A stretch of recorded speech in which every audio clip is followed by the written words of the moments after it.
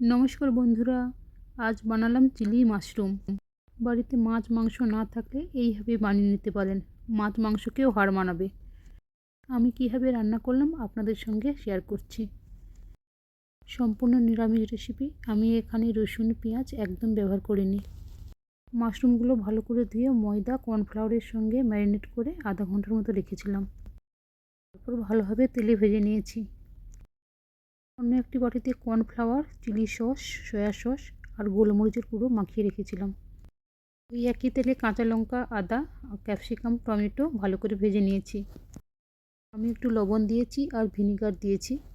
কর্নফ্লাওয়ারের পেস্টটা দিয়ে একটু নাড়াচাড়া করে নেব। যখন কালার চেঞ্জ হয়ে আসবে তখন মাশরুমগুলো দিয়ে ধনেপাতা, তেল আর গরম মশলা দিয়ে নামিয়ে নেব। আপনারা এইভাবে খুব সহজেই বানিয়ে নিতে পারেন। ভাত, রুটি, লুচি সব কিছুর সঙ্গে জাস্ট জমে যাবে।